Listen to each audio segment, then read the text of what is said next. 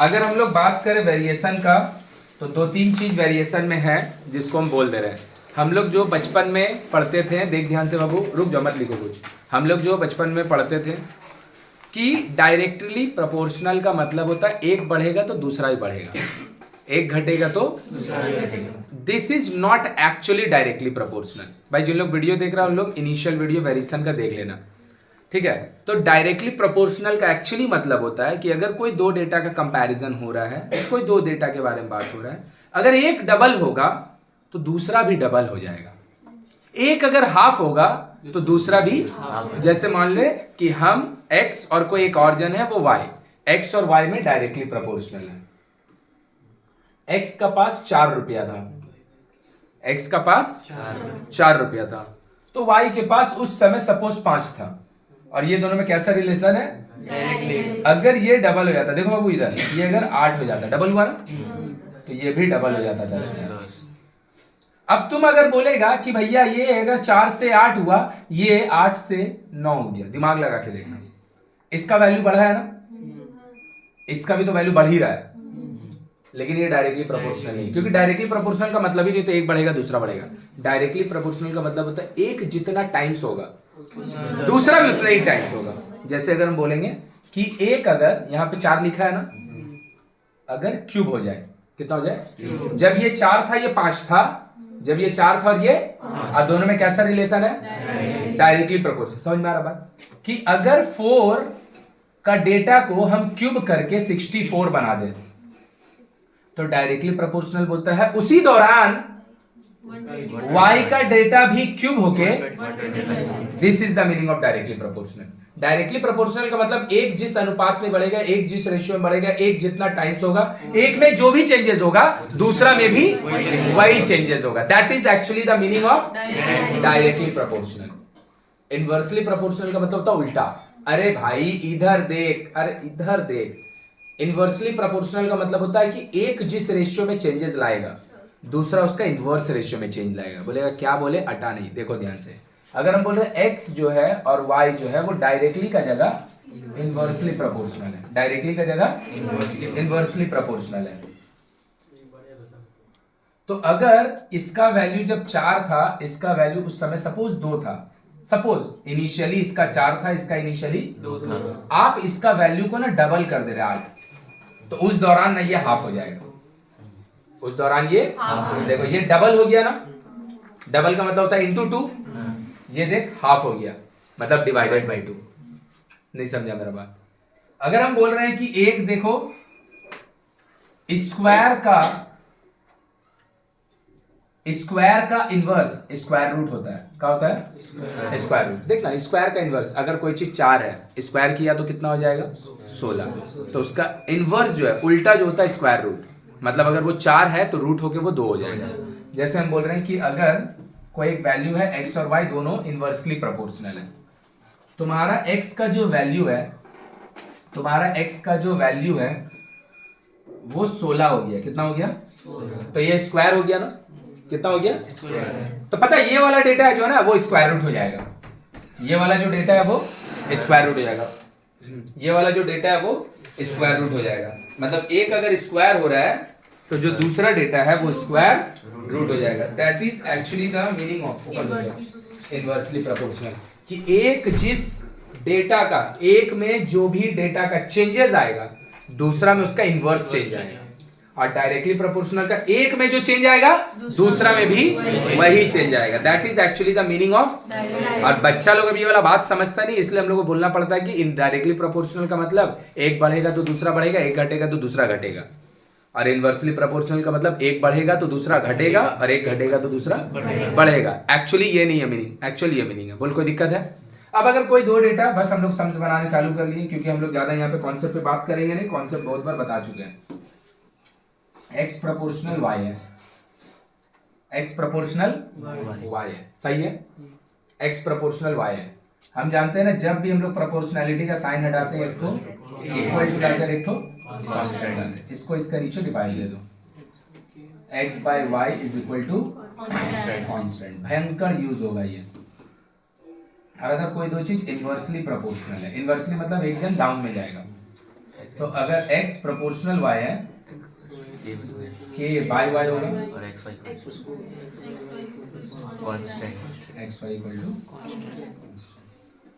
ना। इसका मतलब क्या है, कोई दो चीज अगर डायरेक्टली प्रोपोर्शनल होगा तो दोनों का डिवीजन कांस्टेंट होगा, अब कोई दो चीज अगर इनवर्सली प्रोपोर्शनल होगा तो दोनों का प्रोडक्ट कांस्टेंट होगा। अगर इनवर्सली प्रोपोर्शनल होगा तो दोनों का प्रोडक्ट कांस्टेंट होगा, और अगर डायरेक्टली प्रोपोर्शनल होगा तो दोनों का डिवाइड कांस्टेंट होगा। बस इतना ही से मेरा पूरा एक्सरसाइज बन जाएगा, इतना ही से मेरा पूरा एक्सरसाइज बन जाएगा। बोलो क्लियर है? सामने हम लोग सर्कल करेंगे एकदम। सर्कल देख ले फिर से, अगर सर्कल का क्वेश्चन नहीं आता तो भी 7:30 पौने 8 बजे हम करेंगे लाइव। देख लेगा खाली थ्योरम और कुछ मत करना। अगर देखेगा जिन लोग आंसर करता है उन लोग अपना आंसर करता है, लेकिन हम सारा क्वेश्चन वह बना भी रहे होते हैं। जिन लोग वीडियो लाइव देखता होगा उसको पता होगा, जो आंसर अपना कर रहा है वो कर रहा है, लेकिन हम हर एक क्वेश्चन बोर्ड पे बना ही रहे होते हैं। तो हम आज कोशिश करेंगे, चाहे 2 घंटा लगे चाहे 2.5 घंटा लगे, सर्कल का 7.1, 7.2 और 7.3 तीनों का तीनों हम खत्म कर देंगे एक ही दिन में। सर्कल और दोबारा नहीं करेंगे। तुम्हारा काम क्या है, यहाँ पे 2 बजे छुट्टी होगा, जिसका टेस्ट है टेस्ट है, जिसका टेस्ट नहीं है घर जाके भाई 2 बजे से लेके 7-8 बजे तक अपना पढ़ लेगा। समझा कि नहीं समझा? ये दिमाग में बैठाना छोड़ दो कि हम अगर पढ़ा रहे हैं तो तुम्हारा पढ़ाई हो रहा है, नहीं, वो साल भर हम पढ़ा रहे हैं। तुम्हारा पढ़ाई होगा अपना सेल्फ स्टडी से, है ना? तुम अपना तरफ से क्या पढ़ रहे हैं। चलो तो हम लोग सम्स बनाना चालू करते हैं। इस टाइप का क्वेश्चन आएगा एकदम इजी 2 मार्क्स का। जब भी लैंग्वेज टाइप वेरिएशन में कांस्टेंट आएगा, जब भी लैंग्वेज टाइप वेरिएशन का क्वेश्चन आएगा, सबसे पहले हम डिसाइड करेंगे कि जो 2 डेटा का बात हो रहा है दोनों में कैसा रिलेशन है। वो क्वेश्चन में बोलेगा नहीं, तुम खुद समझना पड़ेगा। जैसे अगर हम बात कर रहे हैं a taxi of Vipin uncle travels 14 kilometre path, तो डिस्टेंस का बात हो रहा है ना, इन 20 लो भैया, तो बात हो रहा है डिस्टेंस का और टाइम का। तुमको खुद डिसाइड करना होगा डिस्टेंस और टाइम में कैसा रिलेशन है। तो भैया अगर डिस्टेंस ज्यादा होगा टाइम भी ज्यादा लगेगा। अरे ज्यादा दूर जाएंगे ज्यादा देर लगेगा, कम दूर जाएंगे तो टाइम। कौन 2 चीज का बात हो रहा है? 2 चीज का, एक डिस्टेंस एक टाइम। तो हम लोग लेट कर लेंगे, let distance denoted by d, time denoted by t. अब दोनों में कैसा रिलेशन है? पक्का? किसी को तकलीफ? अब लीजिए भैया, तो दूर आप कितना जा रहे हैं? 14 किलोमीटर। टाइम आपको कितना लग रहा है? जब भी प्रोपोर्शनैलिटी का साइन हटाएंगे, चाहे डायरेक्टली चाहे इनवर्सली, एक तो कांस्टेंट आएगा और एक तो क्या आएगा। तो d equal to k t, d is equal to मेरा भाई, डी इज इक्वल टू मेरा भाई। पक्का? पक्का। फर्स्ट केस में आपको डिस्टेंस दे रहा है 14 किलोमीटर, टाइम दे रहा है 25 मिनट। तो क्वेश्चन कैसे बनता है? वेरिएशन का याद है ना? पहला केस में जो 2 चीज दे रहा है पुट करके के निकालेंगे और फिर इसी को लिखेंगे। के मेरा पास आ चुका होगा, उसको हम पुट करेंगे, दोनों में से कोई एक चीज दे देगा, तीसरा चीज। तो देख लो, डिस्टेंस 14, के टाइम, तो के इज इक्वल टू 14/25। कोई दिक्कत है? फिर से भैया उसी को लिखे, D equal to k t, D equal to k T, है ना? अब क्या बोल रहा है? How much path will be cover in, तो एक बार टाइम आपको दे दिया है। टाइम आपको 300 मिनट हम इसलिए लिख रहे हैं क्योंकि पहला केस में जो हम टाइम यूज कर रहे हो आवर में नहीं लिखे हैं, जिसमें मिनट में। तो d इज इक्वल टू क्या होगा? के आप कितना निकाले हैं? 14/25 और टाइम आपका कितना है? 1:12। दोनों को मल्टीप्लाई करेंगे 168 किलोमीटर। 168 किलोमीटर। 2 मार्क्स का ही क्वेश्चन आएगा अगर आएगा तो। बोलो आया? अब यही बात हम तुमको बार बार समझा रहे भाई। तुम लोग को इसलिए समझाना पड़ रहा है क्योंकि तुम लोग नहीं पढ़ता बहुत ज्यादा जन घर पे जाके, इसीलिए तुम लोग को हमको बार बार समझाना पड़ता है। ये तुमको भी पता है, बनाने जाएगा ना नहीं बना पाएगा इतना जल्दी। प्रैक्टिस नहीं रहेगा ना नहीं बना पाएगा। और ये तो बहुत सहज था। आगे का तरफ का जो क्वेश्चन है, जैसे ये क्वेश्चन अभी हम लिखेंगे, जाके देखिएगा बना के वाला बनाने में कितना बार काटा काटी तुमको करना पड़ता है ये सब क्वेश्चन बनाने में। समझा? इसीलिए बार बार बोल रहे हैं कि तुम एक ही टाइप का क्वेश्चन बार बार बनाओ, लेकिन बनाओ जाके, लेकिन जाके बनाओ।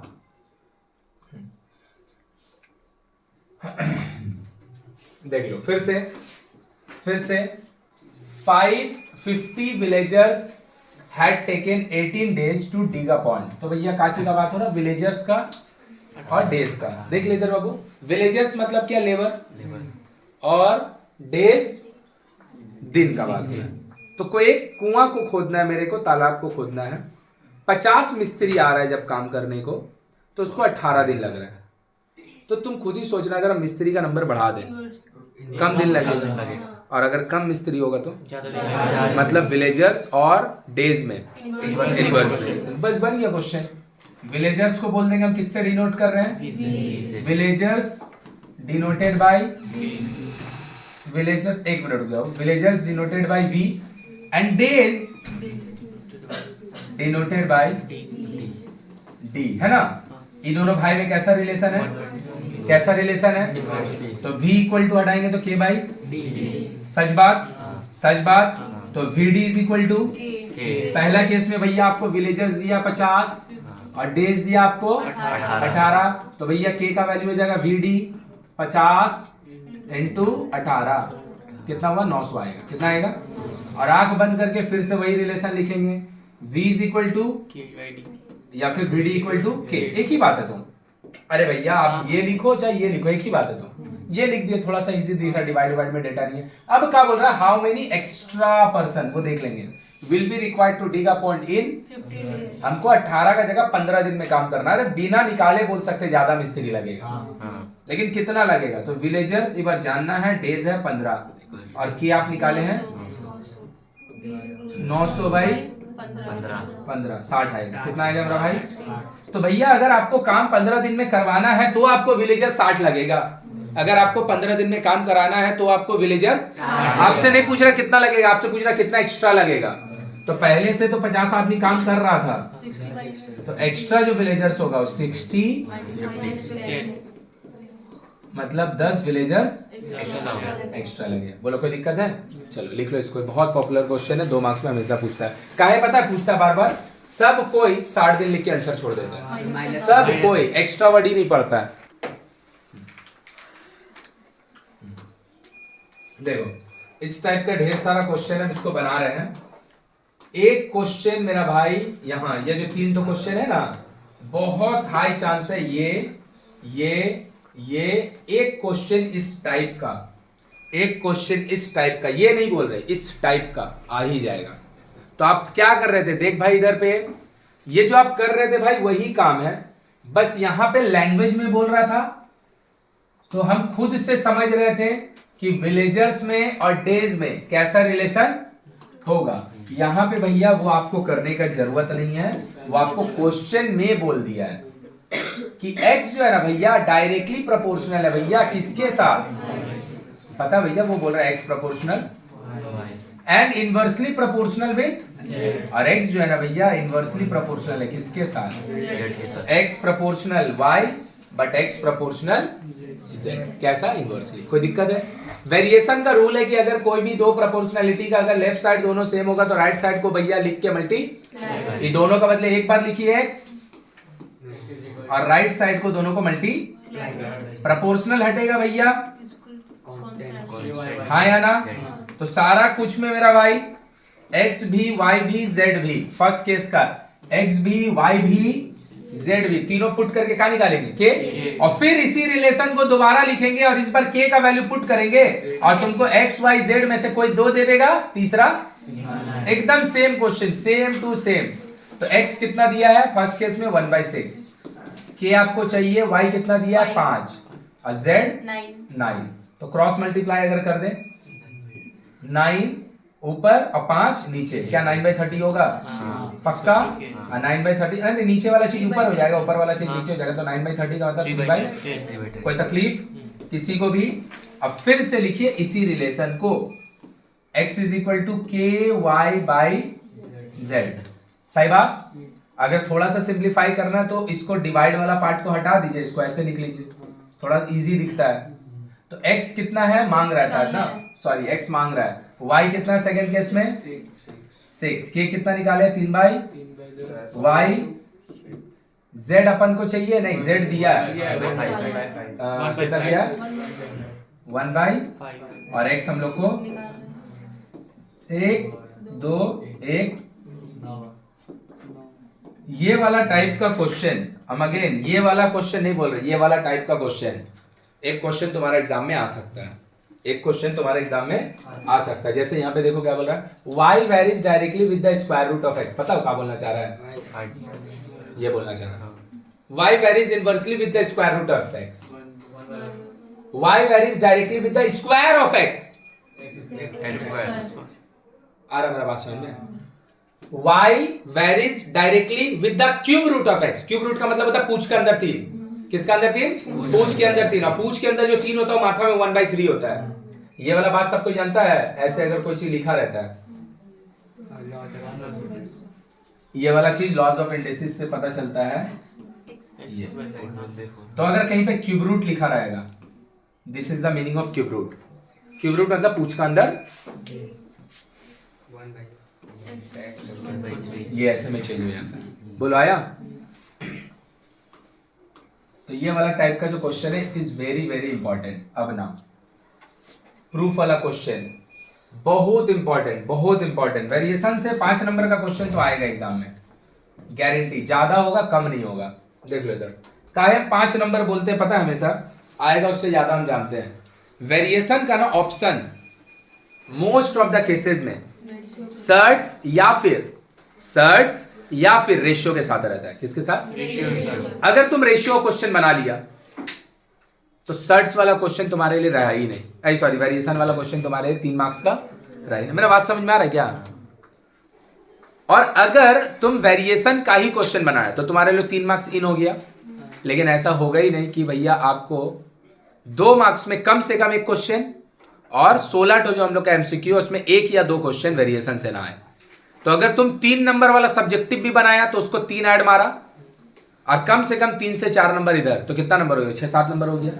और अगर तुम समझ आ रहा बात कि रेशियो और वेरिएशन ऑप्शन में तुम रेशियो का तरफ मूव करिए तब भी तो तुमको 3-4 नंबर तो यहां से देगा।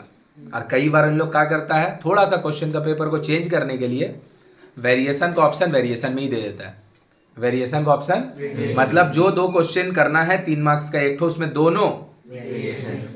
तो मतलब सीधा सीधी बात जो सार वाले की बात बोले क्या कि ऐसा हो ही नहीं सकता कि तुम कोई भी एक चैप्टर तुमको नहीं आता है और तुम 90 मार्क्स का पेपर कंप्लीट कर लो। नहीं होगा। तुम छोड़ना चाहेगा तो हो जाएगा, नहीं तो तुमको बनाना ही पड़ेगा। तो ये भी वही क्वेश्चन है, बोल रहा है एक्स और वाई प्रोपोर्शनल है। ये उन लोग बोल दे रहा है। अब बोल रहा है एक्स प्लस वाई और एक्स माइनस वाई भी डायरेक्टली प्रोपोर्शनल होगा। कभी भी कोई भी जो चीज को डायरेक्टली प्रोपोर्शनल दिखाना, आंख बंद करना है, दोनों को डिवाइड करना है, दोनों को और दोनों का डिवीजन को कांस्टेंट दिखा देना है। दोनों को डिवाइड करना है, दोनों का डिवीजन को। अगर दोनों का डिवीजन कांस्टेंट होगा, दोनों का, तो कोई भी 2 डेटा कैसा प्रोपोर्शनल होगा? अगर कोई भी 2 चीज डायरेक्टली प्रोपोर्शनल दिखाना है, शो करके दिखाना है, तो उन दोनों का डिवीजन को हमको कांस्टेंट। तो भैया इसमें ये जो लिखा है और इसमें क्या फर्क है मेरा भाई? यहां पर हम बोल दे रहे हैं कि ये दोनों डायरेक्टली प्रोपोर्शनल है, ये हम तुमको बता दे रहे हैं। Very good. और ये वाला प्रूफ करना है। जैसे हम तुमको एग्जांपल दिया, आई सेड कि I have 10 rupees and second word is prove that I have 10 rupees. तो आई हैव 10 रुपीज मतलब तुम मान लो मेरे पास 10 रुपया है, and prove that I have 10 rupees, उसका लिए तुमको क्या करना? मेरा पॉकेट चेक करना पड़ेगा। भैया पास अगर 10 रुपया है तो प्रूफ हो गया कि आपका पास 10 रुपया है, और अगर आपका पास 10 से कम निकला तो प्रूफ हो गया कि आपके पास 10 रुपया नहीं है। वो प्रूफ कर रहे हैं। तो ये वाला बोल रहा डायरेक्टली है और ये वाला को, तो पता है ये वाला को हम क्या लिख सकते हैं? एक्स प्रोपोर्शनल, तो एक्स इक्वल टू, ब्रैकेट में हम लोग जरूर लिखते हैं जो हम 2-3 क्वेश्चन में लिखा है, where k is non zero constant. Where k is non zero, क्योंकि अगर के 0 हो जाएगा तब तो राइट साइड में कुछ बचेगा ही नहीं। Where k is non zero, ये जरूर लिखना, non zero constant. Where k is non zero constant. सच बात। अब आया ये, इसको प्रूफ करना है ना। सब कोई ये गलती करता है, मेरा गलती को मेरे को बताएगा। यहाँ पे पहले तो के लिख देता, के ही गलत है कि एक बार के लिख दे, दूसरा बार के कैसे लिखे, कुछ और लिखेंगे। लेकिन अगर हम लिखे भी, सही है, सही है, बोल तो मेरा भाई क्या गलती हम की है? कांस्टेंट की जगह ये होती है के वाई। क्या रे, के को छोड़ना वो गलती नहीं है। और कोई मेरे को बोले कि हम गलती क्या की है? ये अगर हम लिख रहे हैं तो इसमें क्या गलती है? बोलो क्या गलती है इसमें? अभी भी नहीं समझा। अभी हम 1 मिनट आगे एगो बात बोले, उसके नीचे Divide कर right में। ये वाला ऐसे लिखने का मतलब है कि ये x प्लस वाई और x माइनस वाई Divide हो इसको। डायरेक्टली प्रोपोर्शनल है तो मान लिया है। अरे तो प्रूफ करना है ना मेरा भाई, ये तो प्रूफ ना करना है तो ये आप कैसे लिख सकते हैं? ये वाला प्रूफ करना है। ऐसे लिखने का मतलब है पता, तुम मान लिया ये दोनों डायरेक्टली प्रोपोर्शनल है तो प्रूफ क्या करेगा? डिवाइड ये भी डायरेक्टली प्रोपोर्शनल है मान के ये लिख दिया, ये भी डायरेक्टली प्रोपोर्शनल है मान के ये लिख दिया। काम करने को बचा का? करने को तो कुछ बचा ही नहीं। अब अभी समझ में आया कि अभी भी नहीं आया? करने को कुछ बचा? अरे मेरा भाई ये हम ऐसे नहीं लिख सकते, इसको प्रूफ करने बोला है तो हम इन दोनों को डिवाइड देंगे। तो नहीं समझा हम क्या बोले? हम बोल रहे हैं कि वैसे लिखने का मतलब ही है कि हम मान लिए हैं दोनों डायरेक्टली प्रोपोर्शनल है। तो तुम अब क्या करेगा? कुछ करने को बचा है? कुछ करने को नहीं बचा तुम्हारा। मेरा बात समझ में आया कि बाउंसर किया? कुछ समझ में आया? ये दोनों डायरेक्टली पर मान ले नहीं, वो दोनों डायरेक्टली प्रोपोर्शनल है ये बोला नहीं है। ये दोनों डायरेक्टली प्रोपोर्शनल को प्रूफ करना होगा तो इन दोनों को डिवाइड करके लिखेंगे और दिखाएंगे लास्ट में कि ये कांस्टेंट आ रहा है। दिखाएंगे लास्ट में कि ये कैसे, ध्यान से देखो। तो x का जगह पे ky लिख दिए, y जैसे था रहने दिए। x का जगह पे ky लिख दिए, y जैसे था रहने दिए। ऊपर से y कॉमन लिए, नीचे से y कॉमन लिए, ये दोनों भाई को काट दिए। k प्लस वन बाई भैया अगर k कांस्टेंट होगा k तो k प्लस वन भी कांस्टेंट होगा, k माइनस वन भी कांस्टेंट होगा, दोनों का डिवीजन भी। मतलब कोई दो कांस्टेंट का एडिशन, डिवीजन, सब्ट्रैक्शन, मल्टीप्लिकेशन कुछ भी करो सब का सब तो क्या किया देखो। तो इन दोनों डेटा का डिवीजन को हम कांस्टेंट दिखा दिए ना, मतलब ये दोनों भाई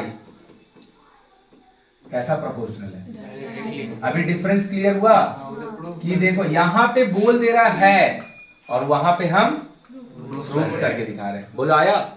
बहुत हाई प्रोबेबिलिटी अगेन ये वाला टाइप का एगो प्रूफ आने का। अब देख बोलेगा कि हमेशा प्रोबेबिलिटी क्यों बोलते हैं? क्योंकि हमको नहीं पता है मेरा भाई क्वेश्चन क्या आएगा।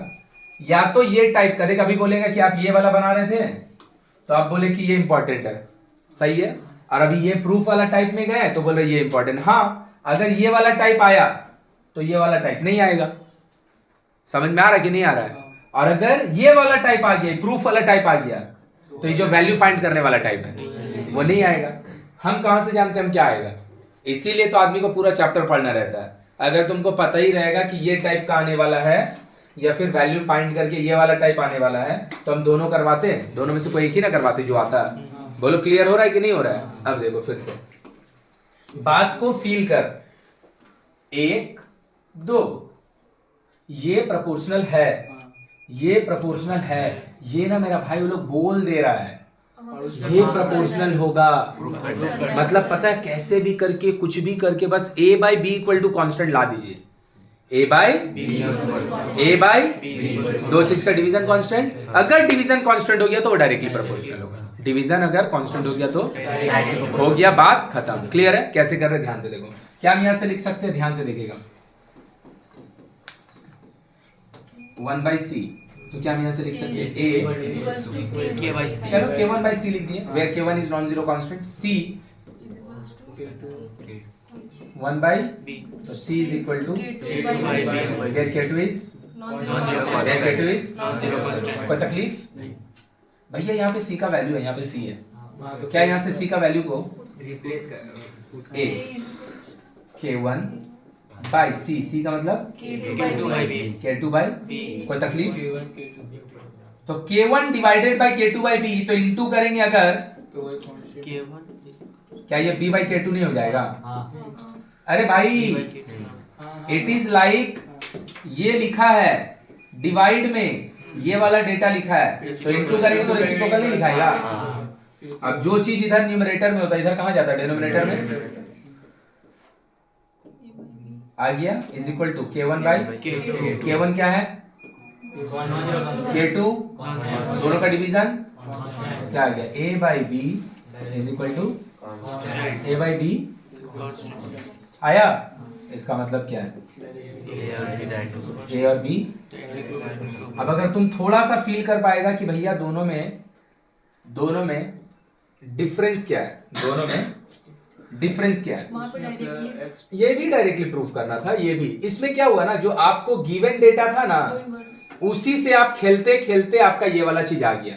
उसमें निकाल यहाँ पे ये वाला का वैल्यू निकाले, K1 का x का वैल्यू निकाले, ई दोनों को एक का नीचे एक लिखे, फिर पुट किए, उसके बाद लाके दिखाए। नहीं समझा मेरा बात? यहाँ पे क्या हुआ ना, इफ वाला डेटा का यूटिलाइज हुआ, ई दोनों को एक का नीचे एक लिखे और लाके कांस्टेंट एंड में दिखाए। इसमें क्या हुआ ना, ई दोनों ही में पुटिंग गेटिंग खेले, इसको टच भी नहीं किए। जो आना था ना वो खुद एंड पे आ गया, जो आना था वो खुद एंड पे आ गया। बोल, मेरा बात क्लियर हुआ? तो हम लोग 2 टुकड़ा वाला में नहीं जा रहे हैं, हम लोग थोड़ा सा इसका लेंदी वाला क्वेश्चन में जा रहे हैं।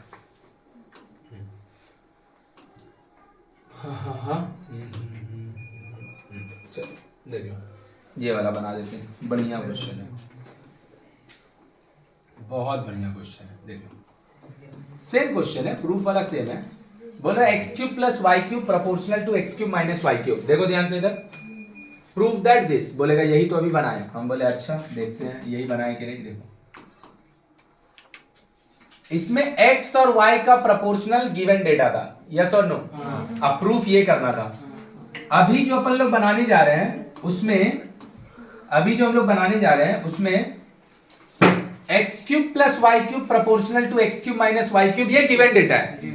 और जो प्रूफ करना है वो सेम है ना? तो हमको पता है खाली करना क्या पड़ेगा, मेरे को एक ही काम करना पड़ेगा कि ये जो डेटा ऐसा वाला दिया है ना, इसको पहले ना हम यहां तक पहुंचाएंगे। मतलब उसमें जो ये दे रहा था, आपका काम घट सन स्टार्ट हो गया था, यहां ना आपको पहले इधर वाला डेटा को खुद से सिंप्लीफाई करके इधर तक लाना पड़ेगा। समझे? 184। और उसके बाद ये जैसे ही आ जाएगा, उसके बाद जो पीछे वाला क्वेश्चन है उसमें पुटिंग गेटिंग खेल लेना। मतलब यहां तक आने के बाद जो पीछे वाला क्वेश्चन है और ये वाला क्वेश्चन दोनों सेम हो जाएगा। लेकिन जब तक वो आया नहीं है तब तक वो लाना पड़ेगा, और लाना बहुत ईजी है।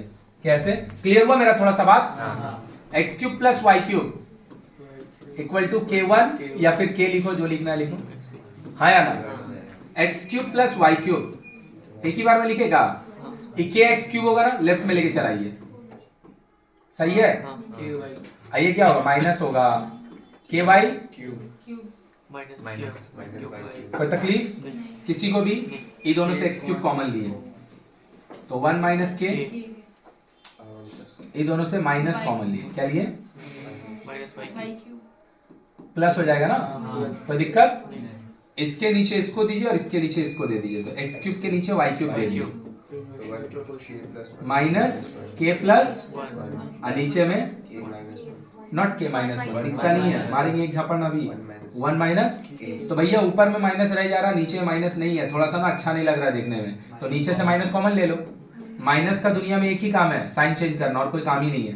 तो देखो 1 जो प्लस में था माइनस हो जाएगा, के जो माइनस में था, क्या के माइनस 1 समझ में आया? माइनस माइनस क्या हम बोल सकते हैं यहाँ से, एक्स बाई वाई का मात्रा में whole cube is equal to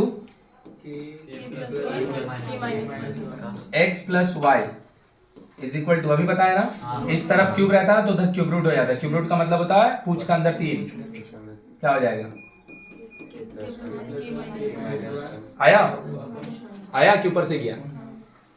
के कांस्टेंट है, के प्लस 1 कांस्टेंट है, के कांस्टेंट है, के माइनस 1, और पूरा का मात्रा में रूट भी, मतलब ये पूरा चीज पता है एक ठो, ये पूरा चीज अगर एक ठो कांस्टेंट है, ये पूरा चीज अगर एक, तो ये पूरा चीज को हम अपना मन से कोई छोटा डेटा नहीं लेट कर ले, हम केवल ले ले, चले केवल ले ले, वो बोला केवल ले लीजिए, मतलब हम क्या बोलना चाह रहे हैं, क्यूब रूट ऑफ के प्लस 1 बाई के माइनस 1 को भैया हम K1 बोलना चाह रहे हैं, हाँ या ना?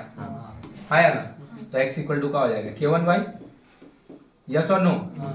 अरे हाँ ना कुछ तो बोल। क्या ये क्वेश्चन वही वाला नहीं बन गया आप जो पहले कर रहे थे? फिर से लिखाएंगे डिवाइड करके। फायदा क्या है ये क्वेश्चन का, वो फायदा समझा दे रहे,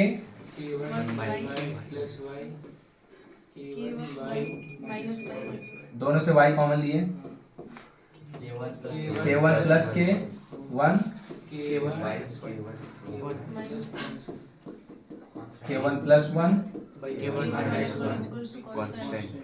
इक्वल टू, बोल क्लियर हुआ? वहां पे क्या हुआ था ना, यहां से चालू ही हुआ था और यहाँ पे इधर हम मेहनत करके खुद से, Simplify. This is because this question can be of exam में, can be of 2 marks, can be of 3 marks. काम लगा है, काफी मेहनत लगा है, तो 3 का भी आ सकता है, 2 का भी आ सकता है। अब ये क्वेश्चन बनाते समय एक तो चीज होता है मैनिपुलेशन। व्हाट इज मैनिपुलेशन भैया? जबरदस्ती मिलाना। जबरदस्ती नहीं हो रहा है, जबरदस्ती कर रहे हैं। अगर ये सब क्वेश्चन एग्जाम में आ गया और सिंप्लीफाई करके एंड नहीं हो पा रहा है, तो भी ना याद रखना, एट द एंड वाला डेटा को छोड़ना नहीं है, उसके अपने अकॉर्डिंग जो सिंप्लीफिकेशन करना है कर दो, भले ही गलत करो, लेकिन खत्म करके ही छोड़ना। नीचे ब्लैंक नहीं छोड़ देना कि अधूरा छोड़ दिए, काट देगा टीचर। बस खाली इतना याद रखना, जो डेटा एंड में आएगा उसमें एक्स और वाई या फिर जेड वाला टाइप का डेटा, क्योंकि वो सब आ गया तो फिर वो कांस्टेंट नहीं हो सकता है, तो थोड़ा सा मैनिपुलेट करके एंड जरूर कर देना। And I have not manipulated it, हम इसको मैनिपुलेट नहीं किए हैं। हम बोले तुम्हारा अगर एग्जाम में नहीं बना तो इसको छोड़ना नहीं है। बोलो क्लियर हुआ कि ऊपर से किया? आगे बढ़े? आगे बढ़ेंगे तो एक और क्वेश्चन आएगा जो सबसे इंपॉर्टेंट है इसी टाइप वाले में, सबसे इंपॉर्टेंट। ये एक्सरसाइज का सबसे इंपॉर्टेंट क्वेश्चन यही है, सबसे तो सबसे, इससे इंपॉर्टेंट कुछ नहीं है ये एक्सरसाइज। ए प्रोपोर्शनल बी, बी प्रोपोर्शनल सी, और प्रूफ करना ये पूरा कहानी इज इक्वल टू दिस। हाँ या ना? कोई भी चीज को डायरेक्टली प्रोपोर्शनल प्रूफ करने का मतलब उन दोनों का डिवीजन को Constant. लिख दिए। हाँ या ना? Divided by A B C A cube B cube सही बात। इससे इसको डिवाइड मारिए और दिखा दीजिए कांस्टेंट। अब वो दिखाने के लिए हमको क्या करना पड़ेगा? यहाँ पे 2 रिलेशन लिखा हुआ है, वैल्यू निकालेंगे। देखो कैसे निकाल रहे हैं। ए प्रोपोर्शनल बी, तो A equal to K B proportional C, B equal to केवल सी, सेम नहीं अलग। हाँ या ना? बी का वैल्यू रिपीट हुआ है ना, रेशियो में भी बताए थे, जहां वैल्यू रिपीट होगा वहां पे वैल्यू रिप्लेस होगा। दिख रहा बाबू? जहां पे वैल्यू रिपीट होगा वहां पे वैल्यू के लिखे। बी का मेरा भाई value K1 into A equal to क्या हो गया? K1 C। भैया थोड़ा सा गंदा दिख रहा है, बहुत ज्यादा डेटा कॉम्प्लेक्स दिख रहा है, तो ये दोनों भाई को हटा के एक सिंगल कांस्टेंट ले लो, है ना? के यूज कर लिए, K2 ले ले रहे हैं, M ले ले रहे हैं, है ना? P ले ले रहे हैं छोटा, P K1 क्या लिखे? K1 PC, है ना? तो P वहां पर वेरिएबल डेटा नहीं है, P वहां पे कांस्टेंट है जिसका मैग्नीट्यूड K1 है। क्यों नहीं लिखे? क्योंकि इतना लिखते हैं ना थोड़ा कॉम्प्लेक्स दिखता। चलो भैया पुटिंग गेटिंग खेलते हैं। ए का वैल्यू क्या? PC, तो ए क्यूब का value P cube C cube, P cube. B का वैल्यू K1C, तो K1 cube C cube plus B का वैल्यू सही है। क्या हो गया? परेशानी हो रहा है। इनटू सी का कुछ वैल्यू प्लस सी का कोई वैल्यू ए मेरा भाई P cube whole divided by A. No, this is only A PC, B K1 C and this is C only, P cube B सही बात, and this is C cube only। C6 3 6 हो जाएगा, सबसे C6 common ले लिए, तो भाई अंदर में क्या बचेगा? P क्यूब बहुत बढ़िया मेरा भाई,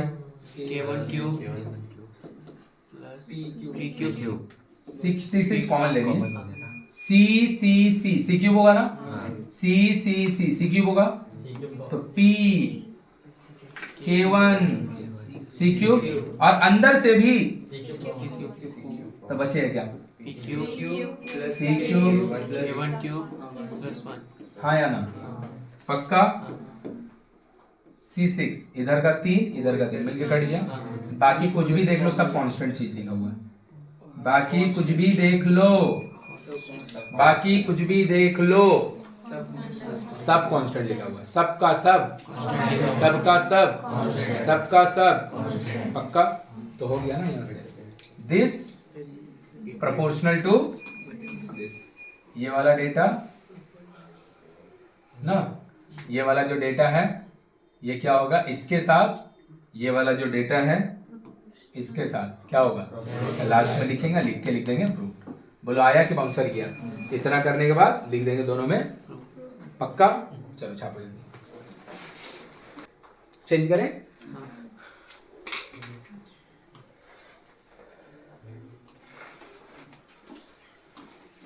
ये वाला जो क्वेश्चन है ना, ये जाके ना वीडियो में एक बार देख लेना, ठीक है, देख लेना। इसमें टाइम लगता है थोड़ा 15-20 मिनट, हम ऑब्जेक्टिव बनाना चाहते हैं, लेकिन ये इंपॉर्टेंट क्वेश्चन है, जाके देख लेना, समझ के बनाया हुआ है। हम अभी दूसरा क्वेश्चन बनाना है, इसके बाद सर 12-13 करेंगे। लो ये भी 3 मार्क्स वाले के लिए बहुत इंपॉर्टेंट क्वेश्चन है। 3 चीज का यहाँ पे बात हो रहा है, फार्मर, बीघा ऑफ लैंड। पढ़ो क्वेश्चन क्या बोल रहा है।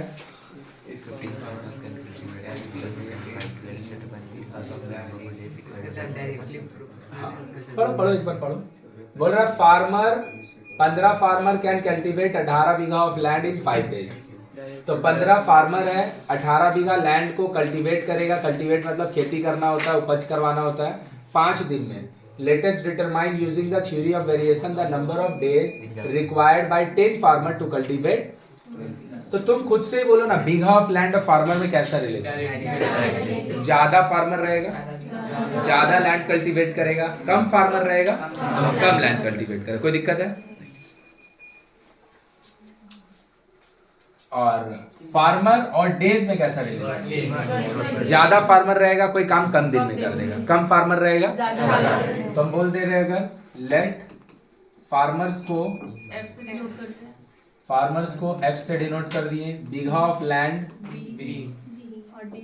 लैंड को B से डिनोट कर दिए, सही बात। और डेज को तो क्या हम बोल सकते हैं, F और D दोनों एक दूसरे के साथ, F और D दोनों एक दूसरे के साथ। गलती लिख दिया ना। दो अगर वेरिएशन का लेफ्ट अगर सेम होगा उसको एक बार लिखिए, और उसका राइट साइड को दोनों को मल्टीप्लाई। सच बात, सच बात। तो F is equal to K, सही बात, हाँ या ना। कोई प्रॉब्लम, पक्का। चलिए भैया पुटिंग गेटिंग खेलिए, चलिए भैया पुटिंग गेटिंग खेलिए। F bigha of land, farmer 15, K निकालेंगे, bigha of land 18, D cross multiply. अच्छा इसको काट लेते, 5 6 25। This is the value of K, हाँ या ना। पक्का पक्का, हाँ या ना। अब फिर से इसी को लिखेंगे, F इज इक्वल टू, बस क्रॉस मल्टीप्लाई कर ले रहे थोड़ा सा अच्छा दिखने के लिए, हाँ या ना। आपका फार्मर कितना है, 10। आपका बी डे निकालना है, के कितना है, कितना बीघा ऑफ लैंड को, 1 2 डिवाइड दे दो, 5 होगा। लो भाई कोइंसिडेंटली डेज वापस से 5 ही आ गए। It was just a coincidence because उन लोग क्या किया था ना, फार्मर को कम किया था 15 से 10, तो जो बीघा ऑफ लैंड है ना वो भी कम कर दिया, इसीलिए समहाउ आंसर फिर से 5 ही रह गया। नहीं समझा। नहीं तो अगर मान लेना यहाँ बिना बनाए बोल सकते कि अगर फार्मर को लोग 15 से 10 कर देता, अब बीघा ऑफ लैंड को लोग 18 से 24 कर देता, बिना बनाए। डेज ज्यादा आता है, डेज, क्योंकि मिस्त्री को कम कर दे रहा है और जमीन पहले जितना था उससे और तो ज्यादा दिन लगता। नहीं समझा मेरा बात। अगर लोग फार्मर को 15 का जगह 20 कर देता, और नंबर ऑफ डेज जो इधर बीघा जो ऑफ लैंड जो है वो अगर तो बहुत कम दिन, बहुत जल्दी कर रहे हैं। क्यों? क्योंकि फार्मर भी बढ़ा दिया और जमीन भी कम कर दिया। बोलो क्लियर है। तो हमको का थोड़ा अंदाज लगा के निकालना है, वो समझ के करना है। बोलो आया कि ऊपर से किया। चलो ये वाला क्वेश्चन जो हम तुमको बोले थे करने के लिए हम खुद ही कर दे रहे हैं, देखिए कर दे रहे हैं 12 हम कर दे रहे हैं। तो हम अभी टिक कर देंगे, 10 को बना लेना जाके, है ना। देख 12 बहुत अच्छा क्वेश्चन है। बोल रहा है क्या, टू डिग अ वेल, एक ठो हम लोग को कुआं खोदना है, to do dig a well, x decimetre deep, कितना डीप है, 1 part of the total expense is directly proportional with x, another part is directly proportional with x square. बोल रहा है ना, जैसे तुम ही सोच के देखना कि अगर हमको एक कुआं खोदना है, एक तालाब बनाना है, एक घर बनाना है, उसमें खर्चा का 2 पार्ट है।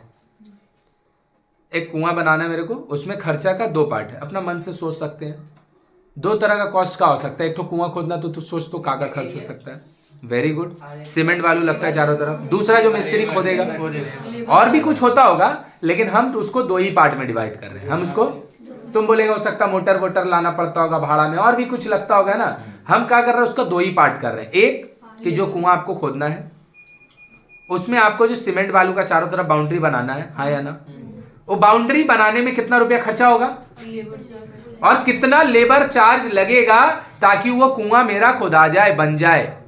वो दोनों कॉस्ट को अगर हम जोड़ देंगे, क्या मेरे को कुआं खोदने के लिए, वेल को डिग करने के लिए टोटल कितना खर्चा होगा पता नहीं चल जाएगा। नहीं समझ में आया मेरा बात। हम बोल रहे हैं कि रूम के अंदर हम जो पढ़ाते हैं, अब मेरा भी खुद ढेर सारा अलग अलग टाइप का खर्चा है, लेकिन हम मान ले रहे हैं कि कोचिंग को चलाने के लिए मेरा 2 ही टाइप का खर्चा है। एक बिजली बिल, एक आप मान ले कि मेरा रूम खुद का नहीं है, भाड़ा में है, तो बिजली बिल और एक रेंट, वो दोनों को जोड़ देंगे, मेरा टोटल कॉस्ट आ जाएगा ना, महीना का कितना खर्च हो रहा है, हाँ या ना। मेरा बात समझ में आ रहा है क्या। और भी अलग अलग टाइप का हो सकता है, लेकिन हम मेनली उसको तो एगो पॉन्ड को डिग करना है, एगो वेल को डिग करना है, एगो वेल कुआं को खोदना है। उसको खोदने के लिए जितना आपको टोटल पैसा खर्चा होगा, वो खर्चा को मेनली 2 पार्ट में डिवाइड किया गया है, सही बात है। उसमें से एक पार्ट x, जो कि कुआं का गहराई है, कितना गहरा कुआं खुदाना है, उसके साथ डायरेक्टली प्रोपोर्शनल है, और एक पार्ट x स्क्वायर के साथ डायरेक्टली प्रोपोर्शनल है। तो हम बोल सकते हैं let the total expense, let the total expense be y, which is the sum of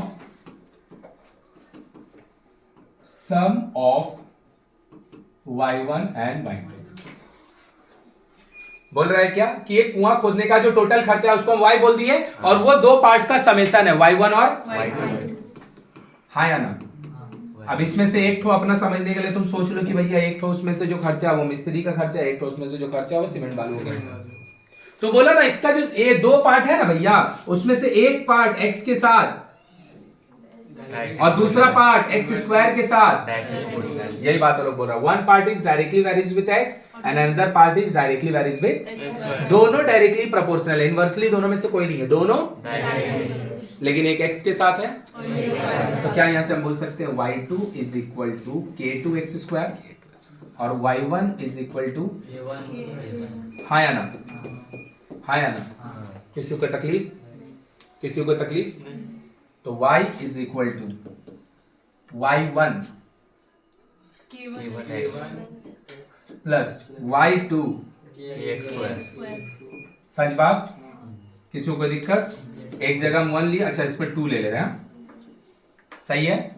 अब हम लोग आगे जब बढ़े तो बोल रहा है if the total expense of digging a well of 100 metre deep and 200 metre deep, 100 metre गहराई, गहराई को लोग किससे डिनोट कर रहा है, x से, और एक्सपेंस को लोग किससे डिनोट कर रहे हैं, y से, किससे, तो भैया एक्सपेंस वाला पार्ट को y से डिनोट करने जा रहे हैं, वो हम खुद से लेट किए हैं, और गहराई वाला डीप वाला पार्ट को x से डिनोट करेंगे वो लोग क्वेश्चन में। तो बोला 100 मीटर गहरा अगर आप कुआं खोदिएगा तो आपको 5000 खर्चा, 200 मीटर कुआं खोदिएगा तो आपको 12000 खर्चा पड़ेगा। कितना पड़ेगा, 12000। अब अगर तुम बोलेगा भैया कि 100 मीटर अगर गहरा खोदें तो 5000 खर्चा हो रहा है, सही है। तो 200 मीटर गहरा जाने के लिए तो सुन के तो भैया लगता 10,000 होना चाहिए। अब इसमें कुछ साइंस नहीं है, कोई मैथ नहीं है। मेरे को कोई बोलेगा कि ऐसा कैसे हो सकता है कि हम ज्यादा गहराई कुआं खोद रहे हैं, खर्चा बढ़ क्यों रहा है? खर्चा या तो डबल हो जाना चाहिए या तो थोड़ा बहुत घटना ही चाहिए, या तो जस्ट डबल हो जाना चाहिए या तो थोड़ा बहुत घटना ही चाहिए। नहीं समझा मेरा बात। एगो रूम बनाए हम 100% आइडेंटिकल, ये जो रूम है 100% आइडेंटिकल, और एक तो रूम बना दिए। पता है एक को बनाने में जितना खर्च आएगा, दो बनाने में थोड़ा भी उससे कम ही खर्च आएगा, थोड़ा सा उससे कम ही आएगा, बराबर भी नहीं आएगा, कम ही आएगा, अगर नहीं तो कम से कम बराबर आएगा। तो ये वाला कुआं खोदने वाला केस के लिए एप्लीकेबल क्यों नहीं है कि 100 मीटर का खोद रहे तो 5,000 खर्चा हो रहा है, 200 मीटर खोद रहे तो 12,000 हो जा रहा है। इसमें कोई मैथ नहीं है, इसमें प्रैक्टिकल बात है। जो तुम देखता है अपना आसपास में उसके हिसाब से बोलते हो ऐसा क्यों हो रहा होगा। कोई बोलेगा, हाथ हटा के बोलो कि ऐसा क्यों हो सकता है, वो सीधा 10,000 हो जाना चाहिए। डेप्थ में जा रहा हूँ। हाँ तो गहराई तो सीधा डबल ही तो हो रहा है। गहराई तो सीधा मेरा भाई जस्ट डबल ही तो हो रहा है, तो खर्चा भी डबल ही हो जाना चाहिए। खर्चा भी, यही तो बोले लोग कुछ पैसा का बोल ही नहीं समझता है। इसीलिए पता है थोड़ा बहुत दुकान उकान जो चलाता है ना, बहुत अच्छा काम करता है। ये लोग समझता ही नहीं है, प्रैक्टिकल कुछ समझता ही नहीं है। तेरा आंसर हम सुन लिए, हम तो तुमको बोलने क्यों नहीं दे रहे हैं। इसमें कोई साइंस ही नहीं है, इसमें कोई वेरिएशन, इसमें कुछ मैथ ही नहीं है। इसमें खाली अपना जो दिन भर में सारा चीज देखता है उसका अंडरस्टैंडिंग का बात है, और कुछ नहीं है, बस उसका अंडरस्टैंडिंग का बात है। जितना भी पढ़ाई कर लो, अगर प्रैक्टिकल मैच्योरिटी अवेलेबल दिमाग में नहीं हो रहा है, भाई पढ़ाई लिखाई करना एकदम 0 सन्नाटा है, एकदम 0 सन्नाटा है। आई एम अ टीचर, और हमको ये बात नहीं बोलना चाहिए कि, लेकिन तब भी हम बोल रहे पढ़ाई से ज्यादा जरूरी होता है तुम्हारा मैच्योरिटी लेवल, दिमाग का जो है आसपास का चीजों को देख के कितना इन्वॉल्व हो रहा है, वो ज्यादा जरूरी है। बोल, अब तू बोल, इन लोगों को भी आंसर बता दे। अंदर खोदने के लिए जो मिस्त्री होगा उसको ज्यादा मेहनत करना वेरी गुड, वो पैसा ज्यादा मांगेगा, वो पैसा ज्यादा मांगेगा। कोई एक काम को हम 2 मीटर गहराई पे करवाएंगे तो मिस्त्री को जितना कठिनाई होगा, जैसे जैसे अंदर जाते जाएगा ना वो कठिनाई उसका बढ़ते जाएगा। पता है क्यों? क्योंकि स्टार्टिंग में ना पानी नहीं आएगा जमीन के अंदर से, स्टार्टिंग में थोड़ा सा खोदेगा उस समय जमीन के अंदर से, लेकिन जैसे जैसे गहराई में जाते जाएगा जमीन के अंदर से मिस्त्री को बहुत तकलीफ होगा काम करने में, और अगर उसको तकलीफ ज्यादा होगा तो पैसा ज्यादा चार्ज करेगा। पैसा अगर, हाँ ये चीज होता है कि 100 मीटर गहरा एक कुआं खोद रहे हैं, उसी का बाजू में भी एक ठो और 100 मीटर का ही खोज रहे हैं, तो हो सकता है वो सेम पैसा लेता या तो थोड़ा बहुत कम ही ले लेता। प्रैक्टिकल बात है पूरा। 100 मीटर एक गहरा कुआं खोद रहे हैं और बगल में 100 एक ठो और 100 मीटर का ही खोद रहे हैं, या तो बराबर पैसा लेगा या तो थोड़ा बहुत कम ही लेगा। लेकिन तुम क्या कर रहे हो, 100 मीटर गहरा खुदाया हुआ है, उसमें 5,000 खर्चा आ रहा है, तुम और 100 मीटर गहरा कर रहा है उसको। 100 मीटर मिस्त्री को नीचे की तरफ काम करने में ज्यादा मेहनत लगेगा, बार बार पानी आ जाएगा, उसको पानी मोटर से बाहर करना पड़ेगा। नीचे में प्लास्टिक प्लाई सीमेंट बालू करना कठिन जॉब है। क्यों? क्योंकि पहले उसको पानी को नीचे से ऊपर ना आए, उसके लिए उसको कोई वहां पे बैरियर देना पड़ेगा, फिर वो बैरियर देने के बाद चारों तरफ सीमेंट बालू लगाएगा। मतलब सीधा सीधी हिंदी में एक ही बात, जितना गहराई पे जाएंगे उतना काम ज्यादा बढ़ जाएगा मिस्त्री का, और जितना ऊपर का तरफ रहेंगे।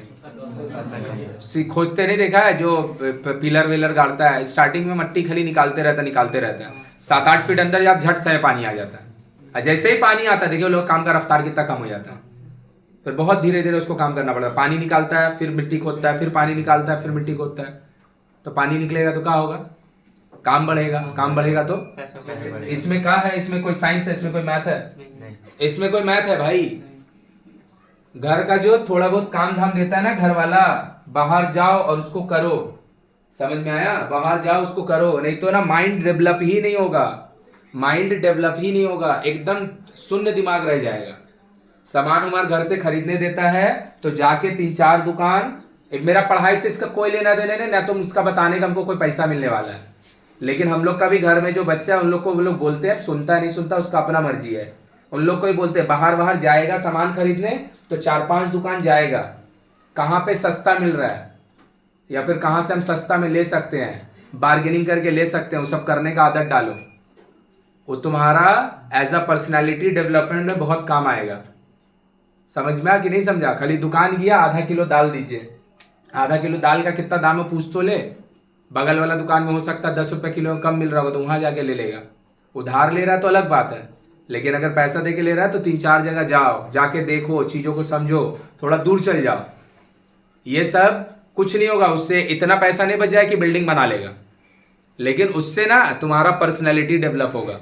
बुद्धि जो है ना, बुद्धि जिसको बोलते हैं, जो बोलते हैं ह्यूमन लाइफ जीने के लिए जो बुद्धि चाहिए, उसका बहुत इन्वॉल्वमेंट होगा। इसका एग्जाम्पल यही था यहाँ पे कि कुछ समझा ही नहीं कोई, आई वाला सम्स भी बना लेगा, आई सम्स बना के 3 रुपया 3 नंबर ले भी लेगा, कुछ काम नहीं आएगा जीवन में।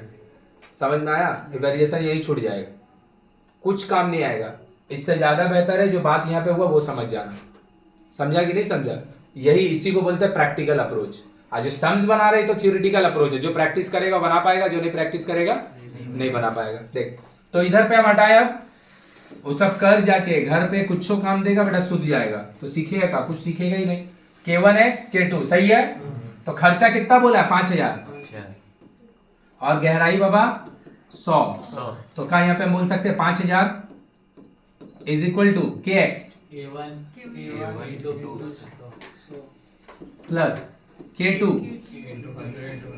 100 इंटू 100 कॉमन लेके काट दिए, 100 कॉमन लेके काट दिए तो पता है यहाँ 50 हो जाएगा। तो इधर बचेगा K1, इधर बचेगा 100, इसका नाम रखे। अब फिर से भैया आपको खर्चा बोल रहा है 12000। अभी समझ में आया 200 मीटर को काहे के लिए ज्यादा पैसा ले रहा है?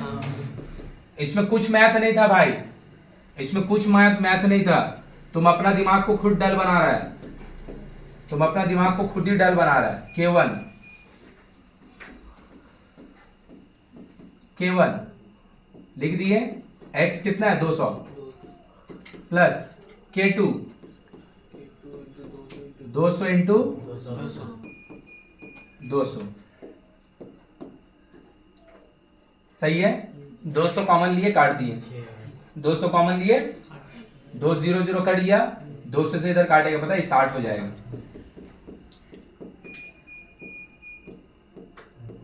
देखो क्या ये बात तुमको समझ में आया? क्लियर हुआ? 200 कॉमन लेंगे ना तो 2 0 2 0 कट जाएगा, और 2 वाला पार्ट से 120 कट के 60 हो जाएगा। तो एक रिलेशन, दो रिलेशन, कोई दिक्कत है? दोनों को साइमल्टेनियसली सॉल्व करके K1 K2 का वैल्यू निकालेंगे। तो कितना दिया देख लो, K1 plus 100 K2 equal to मेरा भाई 50, K1 plus 200 K2 equal to मेरा भाई, खाली साइन चेंज करिएगा आपका काम हो जाएगा। ये दोनों मिलकर कितना देगा? Minus 100 K2 equal to -10, minus minus 1/। कोई तकलीफ? अब दोनों में से किसी में भी जो तुमको आसान लगता है, या तो इसमें, या तो इक्वेशन 1 में, या तो इक्वेशन 2 में, दोनों में से जो भी तुमको आसान लगता है उसमें K1 का K2 का वैल्यू पुट करके क्या निकाल लो? K1 इसमें पुट करें। 50 इज इक्वल टू, बहुत बढ़िया मेरा भाई, K1 प्लस 100 1/10 टक टक 10 को ही पार ले आए तो K1 का वैल्यू कितना आ गया? K1 का वैल्यू 40 और K2 का वैल्यू 1/10। अब ये रिलेशन में वो हम पुट कर दे रहे, तो कहाँ हो जाएगा देख लो, y is equal to KX K1x, K1 कितना निकाले? 40 plus K2 x।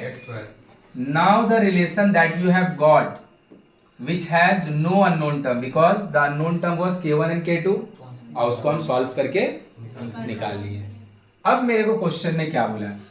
Late us write by calculating the expenses, मतलब y निकालने बोला। कितना खर्चा होगा to do the well of 250 decimetre depth. तो डेप्थ कितना दे दिया? 250, और खर्चा मेरे से मांग रहा है, खर्चा मेरे से मांग रहा है। तो y equal to 40 into plus into टक टक 1000 सही है मेरा भाई। 10,000 ये दोनों मिलके ना 6,250 आएगा। कितना आएगा? तो आपका ये टोटल खर्चा आया। चेक करके देखिएगा पैसा और बढ़ ही गया है। प्रैक्टिकली अगर हम समझे, आंसर तो निकाल ले रहे। 100 के लिए 5,000, तो 200 का लिए 12,000, क्योंकि होना चाहिए 10,000, होना चाहिए था 10,000। अब देखो 100 के लिए 5,000। 200 के लिए होना चाहिए था 10,000 और तुम 250 किया है। कितना किया है? कितना किया है? तो भैया और 50 के लिए और 2,500 खर्चा आना चाहिए था। मतलब अगर उस तरीके से देखा जाए तो 12,500 ही आंसर आना चाहिए। आंसर कहाँ चल गया? क्योंकि सिम डेप्थ बढ़ेगा तो आपका खर्चा भी इसीलिए पता है एक पार्ट जो है ना देख x के साथ डायरेक्टली प्रोपोर्शनल है और दूसरा पार्ट जो है वो क्या। ये क्वेश्चन क्लियर हुआ? एकदम हूबहू सेम कॉपी पेस्ट क्वेश्चन है। क्वेश्चन नंबर 10 एकदम सेम कॉपी पेस्ट क्वेश्चन पूरा, बस वहां पे रिलेशन निकाल के छोड़ देना। मतलब क्या बोले देखो, y is the sum of two variable, y is the sum of one is directly proportional with y and another is inversely proportional with x and inversely proportional with।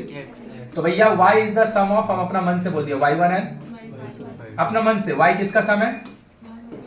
y1 और एक पार्ट आपका किसके साथ? दूसरा part आपका किसके साथ?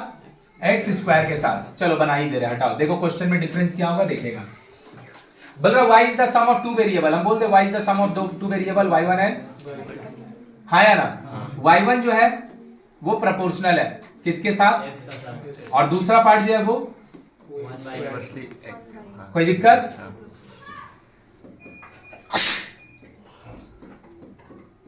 सही बात, सही बात। इधर पे क्या ये बात क्लियर हुआ? क्या ये बात क्लियर हुआ? तो क्या ये रिलेशन में लिख सकते हैं y is equal to y1 plus y2 को y का जगह y1 का जगह पे मेरा y और y2 के जगह पे मेरा y। कोई तकलीफ किसी को भी? तो लो भैया क्या बोला, when x equal to y equal to b, x equal to 1।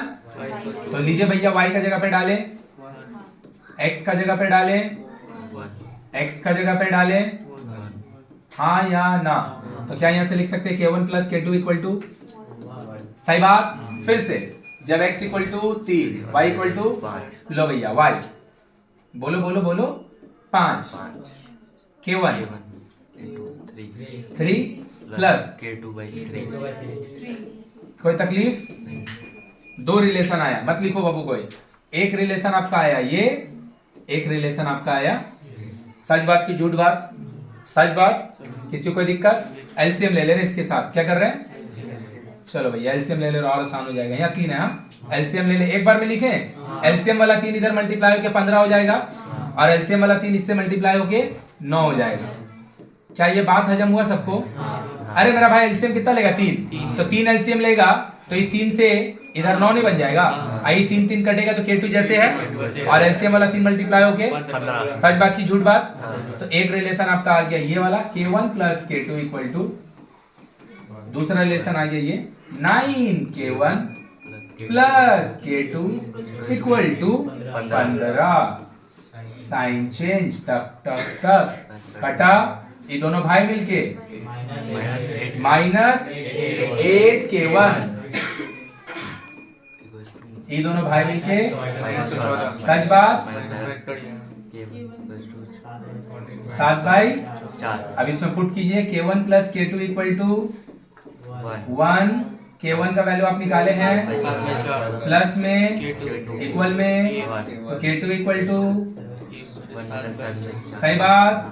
LCM ले लीजिए 4 से 4 कटेगा, सच बात। k2 equal to, and they have not asked for कि इसका वैल्यू कितना होगा उसका वैल्यू कितना हो, कुछ नहीं मांग रहा है। वो बोल रहा है केवल x और y में क्या, x और y में क्या, x और y में क्या। तो चलिए भैया x और y में रिलेशन लिखते हैं। y is equal to k1x plus k2x, सही बात। तो बोलेगा यही तो रिलेशन है, यही लिख दीजिए आंसर। k1 और k2 तो अननोन डेटा है ना भाई, आंसर में कभी भी अननोन चीज नहीं होता है। आंसर में कोई आदमी यहाँ पे बोलेगा वेरिएशन कांस्टेंट k1 ले आया है, कोई k2 लेगा, कोई बोलेगा हम m1 लेंगे m2 लेंगे, है कि नहीं? कोई बोलेगा हम z1 लेंगे z2 लेंगे, कोई बोलेगा हम p1 लेंगे p2 लेंगे। तो सब अलग अलग आंसर लिखेगा। आंसर में कभी भी अननोन डेटा नहीं होता है। ऐसा कोई भी डेटा जो आप लेट किए हैं, ऐसा कोई भी डेटा जो क्वेश्चन में दिया है नहीं दिया है, तुम अपना मन से यूज, वो कभी भी आंसर का पार्ट नहीं होता है। वो कभी भी आंसर का पार्ट हमेशा क्या होगा, या तो कोई नंबर हो सकता है 2, 8, 5, 10, 20, या तो जो क्वेश्चन में डेटा दिया है। तो भैया देखो ध्यान से क्या आने वाला है, y is equal to K1 आप कितना निकाले हैं 7/4, साथ में x K2 माइनस सही बात बाई में, तो इसको या तो 1/x लिख दीजिए या तो नीचे में 4 के साथ।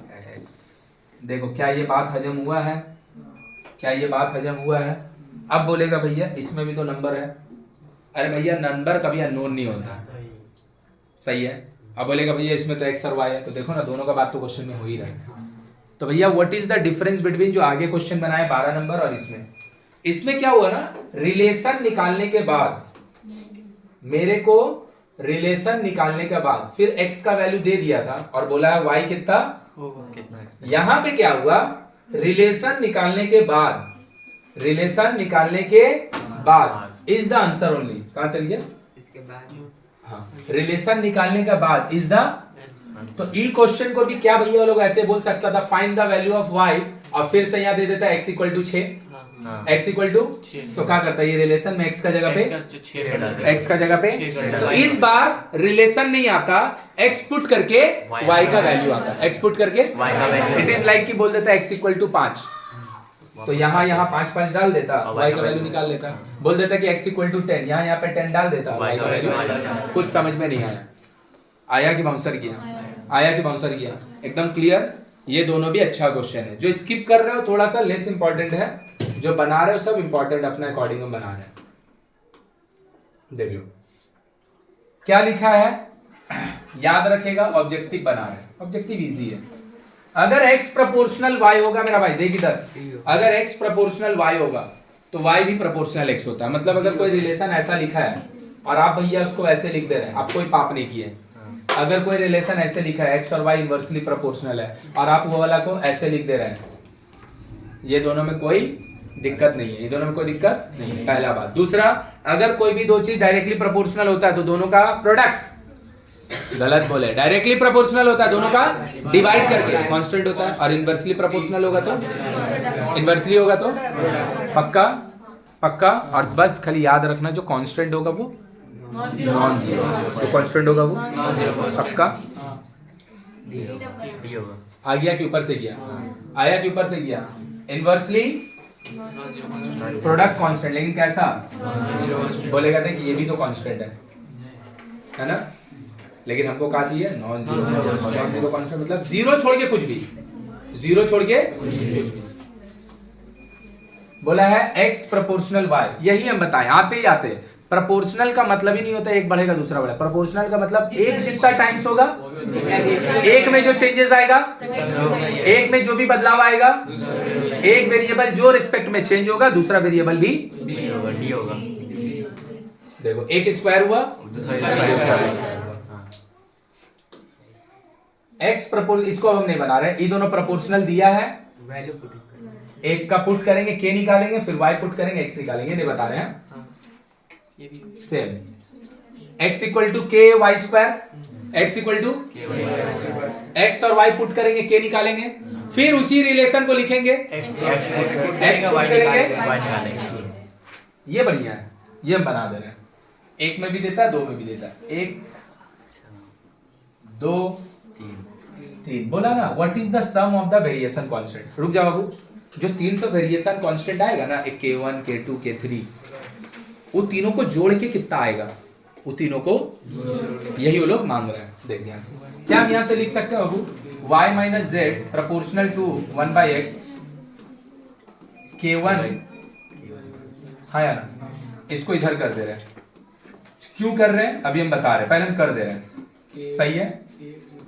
z minus X proportional to this k2/y, सही बात, सही बात। x minus Y 1/z k3 cross, सही बात। क्यों आप इसको अलग किए, क्योंकि भैया हमसे ना तीनों वेरिएशन कांस्टेंट का ना सम मांगा है। अगर आप x को इधर ही रखिएगा y को भी इधर ही रखिएगा, z को भी इधर ही रखिए, तीनों को जोड़िए कैसे। तो हम तीनों को जोड़ने के लिए क्या किया ना, तीनों का k1 k2 और k3 को अलग कर दिए, समझी। अब ये तीनों भाई को ऐड मारेंगे, ये तीनों भाई को ऐड मारेंगे, तो बाबू ये तीनों भाई अगर ऐड होगा तो ये तीनों भाई भी तो ऐड होगा, तो ये तीनों भाई अगर ऐड होगा तो क्या हो जाएगा, xy minus yz, sorry xz plus yz minus xy plus XZ minus YZ तो तीनों वेरिएशन कांस्टेंट का सम कितना आएगा, 0। ये क्वेश्चन दो टाइप में पूछ सकते हैं, 2 मार्क्स में भी, एमसीक्यू में भी। 2 मार्क्स में पूछ सकता है, आया तो 2 मार्क्स में पूछेगा तो क्या करेंगे, थोड़ा सा अच्छा से लिख देंगे, इसका जैसे नाम इक्वेशन 1 रख दिए, इसका नाम इक्वेशन, इसका नाम इक्वेशन, फिर लिख देंगे all adding all the 3 equation, adding k1 k2 k3 add मारेंगे, k1 k2 k3 k1 k2 k3 k1 k2 k3 और फिर राइट साइड का भी ऐड करेंगे तो लेफ्ट का भी, फिर 0 आ जाएगा, फिर एक लाइन लास्ट में जाके लिख देंगे the sum of all the 3 variation constant is 0। और जैसे तुम ये वाला काम करेगा तुमको खुद ही देख के लगने लगेगा कि ये ऑब्जेक्टिव से सब्जेक्टिव बन गया, ऑब्जेक्टिव से तो ये वाला 2 मार्क्स में भी देता है और ये वाला किसी को तकलीफ। कई बार यही क्वेश्चन ना बुलाता है ना, what is the product of 3 variation constant, what is the 3 variation. उस समय हम क्या करेंगे पता है, k1 k2 और k3 को मल्टीप्लाई, तो इधर में ना ऐसा डेटा नहीं आ रहा होगा, इधर में कुछ ऐसा डेटा आ रहा होगा ना जो सब कट के ना 1 आता है, मतलब मान लो एक में x by y आ गया, दूसरा में y by x आ गया, तीसरा में z by x आ गया, ऐसे टक टक टक कट जाएगा, अब कट के तुमको 1 आ जाएगा, है ना। तो जब प्रोडक्ट बोलेगा तो प्रोडक्ट बोले करेगा, और जब सम बोलेगा तो वो सम के अकॉर्डिंग खुद से उन लोग अलग टाइप का डेटा देगा, और प्रोडक्ट के अकॉर्डिंग खुद से उन लोग अलग टाइप का डेटा का मतलब सब जो गिवन है ना, प्रोडक्ट के लिए अलग वाला देगा और सम के लिए कोई तकलीफ किसी को, पक्का। क्या बोला भैया, ट्रू फॉल्स, x और y इनवर्सली प्रोपोर्शनल है, बोल रहा है x by y non zero constant, false. Division है ना तो इनवर्सली है ना, प्रोडक्ट कांस्टेंट होगा ना, डिवीजन कांस्टेंट तब होता है जब दोनों डायरेक्टली होता है, जब दोनों बोल रहा है x प्रोपोर्शनल z, सही है, सही है, तो बोल रहा है दिस प्रोपोर्शनल ट्रू। तो देख लो ये दोनों को अगर हम मल्टीप्लाई करेंगे तो ये वाला को भी 2 बार का बदले 1 बार लिखेंगे, हाँ या ना। ये दोनों को अगर हम मल्टी, इट इज लाइक ना तुमको बेवकूफ बनाने के लिए बस ऐसे लिखना चाह रहा है वो, बस और कुछ नहीं, तुमको बेवकूफ बना रहा है, कुछ नहीं कर रहा है। तो हम ये दोनों का बदले ये दोनों को मल्टीप्लाई नहीं करेंगे, तो वही तो बात बोल रहे हैं वो, और हम बोल तो दिए xy डायरेक्टली प्रोपोर्शनल z हो या z, अरे मेरे से इसका पैसा डायरेक्टली प्रोपोर्शनल है मेरा भाई, तो उससे भी मेरा पैसा तो नहीं, समझ में आया।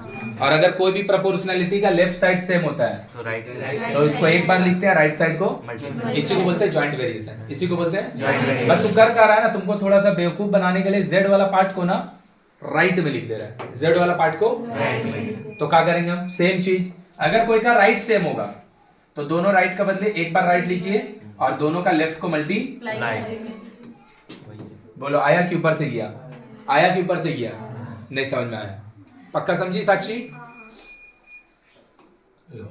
क्या बोला भैया, बोल रहा है ई तो अब बिना आंख बंद करके x proportional y x to the power में n, जो x का चेंज होगा सीधा बात, हाँ या ना।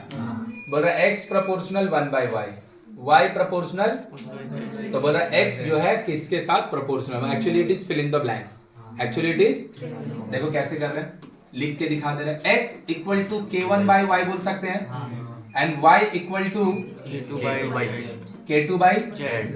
क्या यहाँ से इसका वैल्यू को टक करके, हाँ या ना, तो एक्चुअली k1 by डिवाइड में k2 by z है, तो अल्टीमेटली ये वाला जो होगा k1, very good, z by, समझा ये, और जो ऊपर न्यूमरेटर में होता है नीचे जाके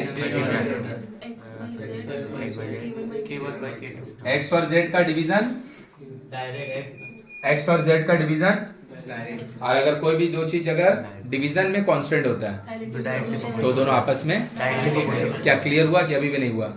समझ में आया? ये तो एकदम इजी रही है ना। अब देखिए ये वाला क्या बोल रहा हूँ, y और z को जोड़ने के लिए, y और z को जोड़ने के लिए जोड़ देते हैं। क्या दिक्कत है? तब देखो यहाँ पे हम लिख सकते हैं, ध्यान से देखना, x प्रोपोर्शनल अगर y होगा मेरा भाई, तो हम कितना बार बोल दिए y प्रोपोर्शनल x भी होगा, हाँ या ना? यहाँ से हम लिख सकते हैं। अब हम पूछेंगे, मेरे को बताना, x प्रोपोर्शनल अगर z होगा तो क्या हम लिख नहीं सकते z प्रोपोर्शनल? तो क्या हम लिख नहीं सकते हैं? कोई तकलीफ किसी को? कोई तकलीफ किसी को?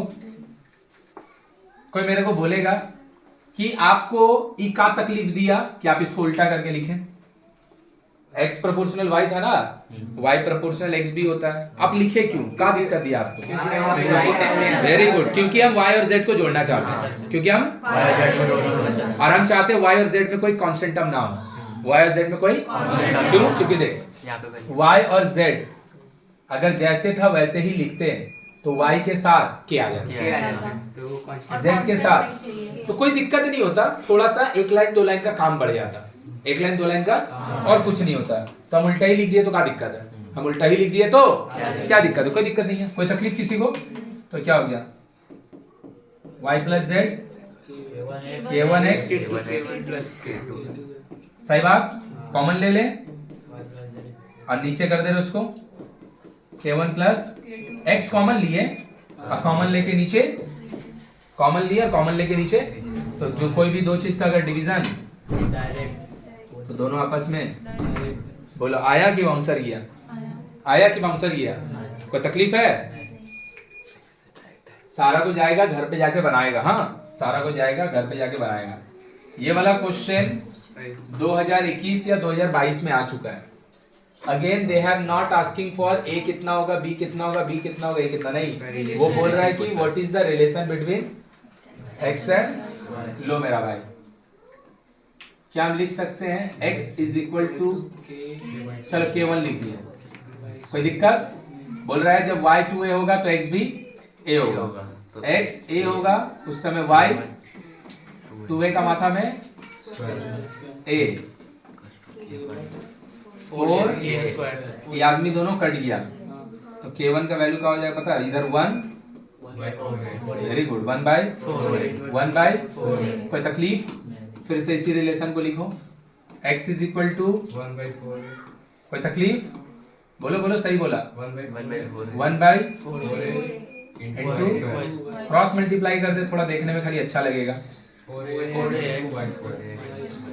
तो लोग क्या मांग रहा है? x और y का रिलेशन, x और y का, x और y का, वो नहीं बोल रहा है x पुट कीजिए तो y कितना होगा, y पुट कीजिए तो, अगर वैसा कुछ मांग रहा होता कि what is the value of y, तो सेकंड केस में ना फिर x का वैल्यू देता, सेकंड केस में, और अगर वो मांग रहा था what is the value of x, तो सेकंड केस में y का, उसको नहीं चाहिए, वो उसको क्या चाहिए? रिलेशन चाहिए। क्या चाहिए?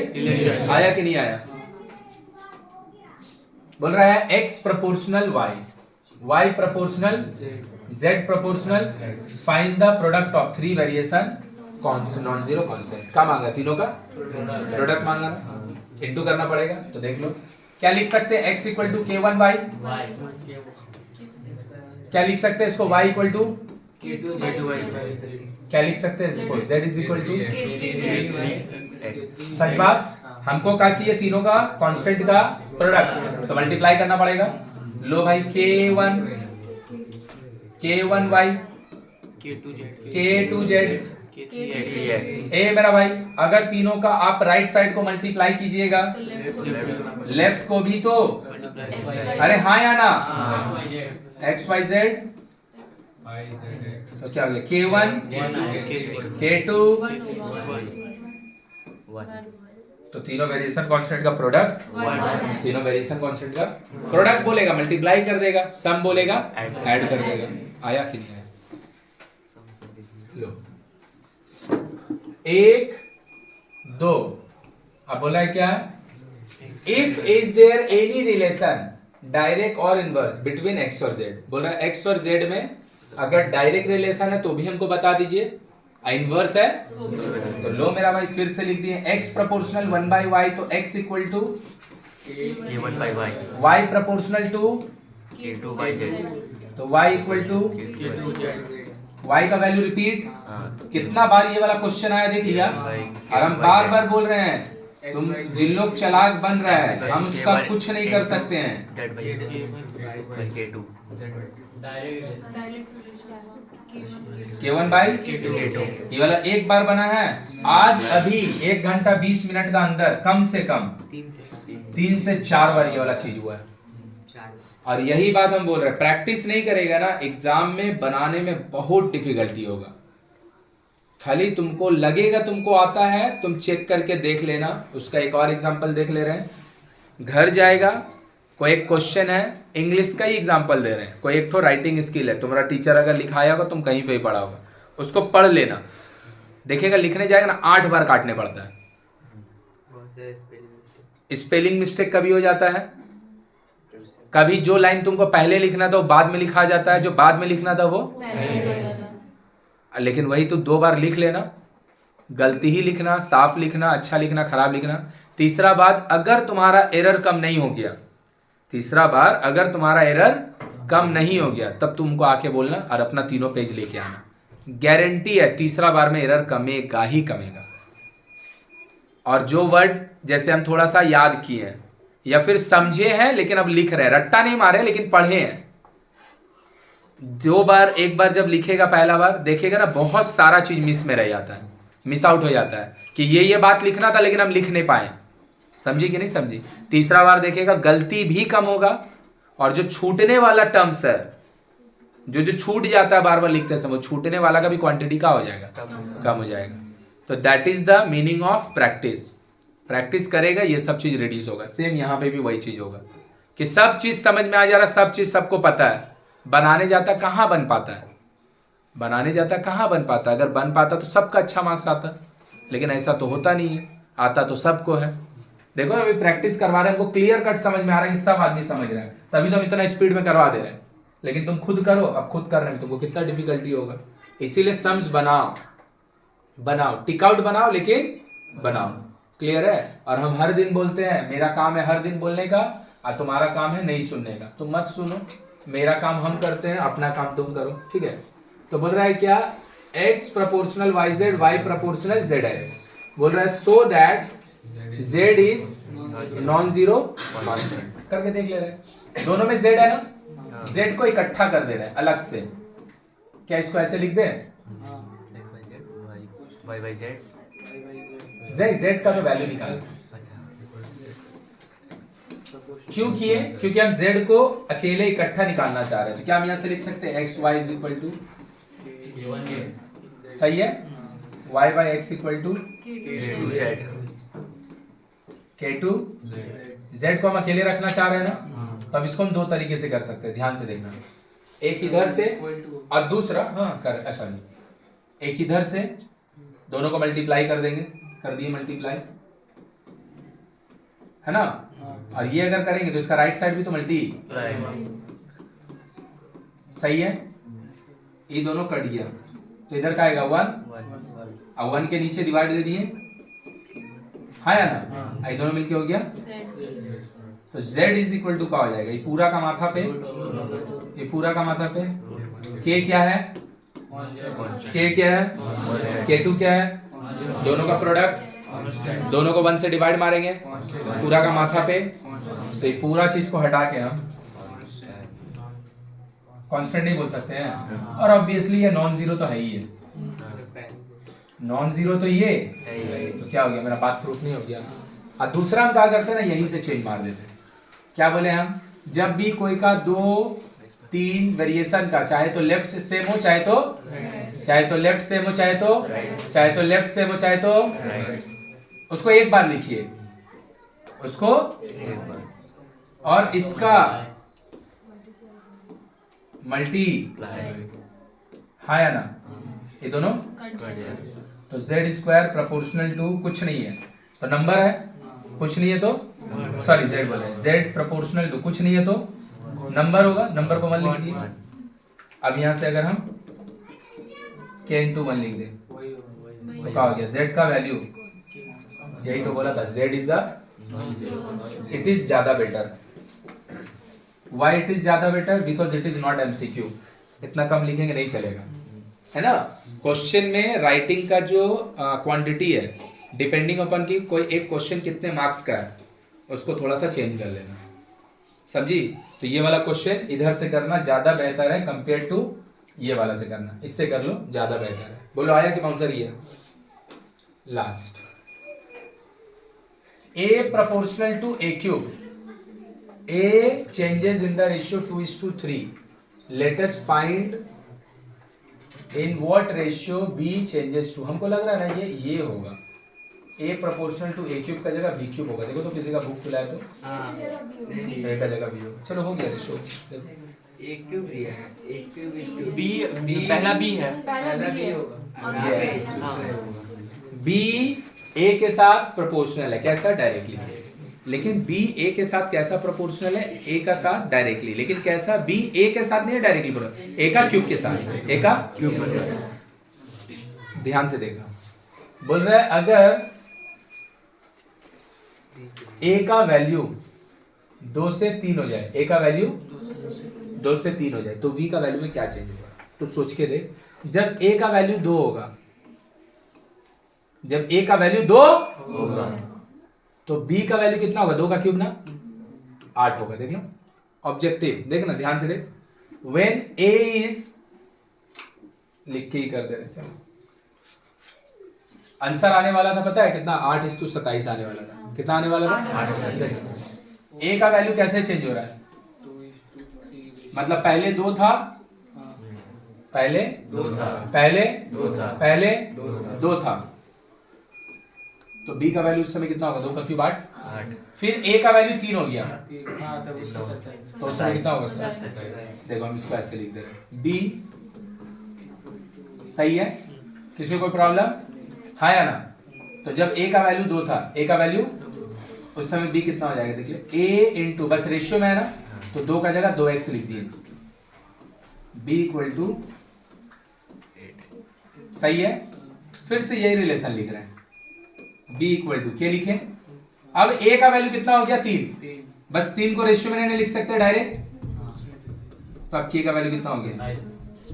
तो देख लो, हम 2 बार b का वैल्यू निकाले। एक बार हम b का वैल्यू निकाले कंसिडरिंग कि a का वैल्यू 2x है, फिर हम b का वैल्यू निकाले कंसिडरिंग कि a का वैल्यू, तो जब 3x मारे आप तो आपको ये चीज आया, और जब 2x मारे आप तो आपको, तो फिर मेरा वैल्यू क्या हो जाएगा? दोनों का रेशियो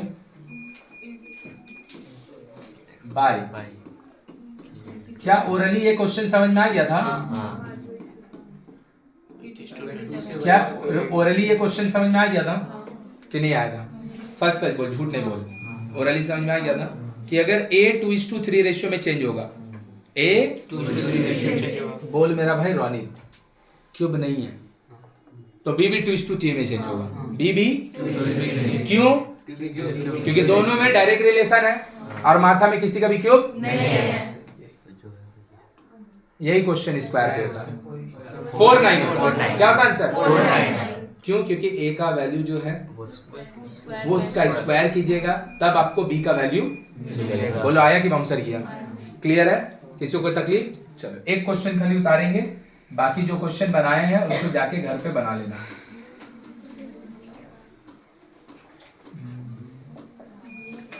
ये वाला लिख लो, खर्चा वाला भी नहीं बता रहा है, ठीक है। प्रैक्टिस करो भाई, हो जाएगा, प्रैक्टिस करो हो जाएगा। कल हम लोग का टेस्ट होगा ना, कितना बजे? 12 बजे। कितना बजे टेस्ट होगा कल? 12 बजे। कोई दिक्कत है किसी को? चलो पढ़ के आएगा, लिखने का कोशिश करेगा आदमी जैसा। अभी जाएगा घर, 5 मिनट में लिखो, 15 मिनट में घर चल जाएगा, जाके घर में खा के सूतेगा मत, पढ़ेगा, खा के सूतेगा मत, पढ़ेगा, पढ़ेगा 7 बजे तक। फिर उसका बाद 1 घंटा के लिए हम आएंगे, 1-1.5 घंटा में हम तुम लोग का सर्कल 7.123 पूरा सर्कल में जितना ऑब्जेक्टिव है करवा देंगे। बस तुम्हारा काम रहेगा घर जाके अगर होगा तो आधा घंटा सर्कल रिवाइज कर लेना, ताकि जैसे बाकी लोग आंसर कर रहा है तुम भी आंसर करो, समझी? और नहीं तो हम वहां बनाएंगे तो देखेगी। क्लियर है? कोई दिक्कत है किसी को? चलो हम लोग का देखा होगा, ये वाला लिख लो। शाम में 7:30 या 7:45 बजे हम ग्रुप में मैसेज कर देंगे, ज्वाइन करके सर्कल देख लेगा पूरा। अब बाकी नहीं मन करेगा तो मत देखेगा, तुम्हारा अपना मर्जी है। जिसका मन करेगा वो देख लेना पूरा, सर्कल पूरा करवा देंगे। 2 चैप्टर आज का आज रिवीजन करा देंगे, और फिर बुधवार को या बृहस्पतिवार को फिर 2 लाइव करके और 2 चैप्टर करा देंगे। क्वाड्रेटिक इक्वेशन का है। चलो क्वाड्रेटिक करवा देंगे, नेक्स्ट डे क्वाड्रेटिक करेंगे। हाँ पूरा पूरा 1.1 से लेके 1.5 तक पूरा, ठीक है। चलो।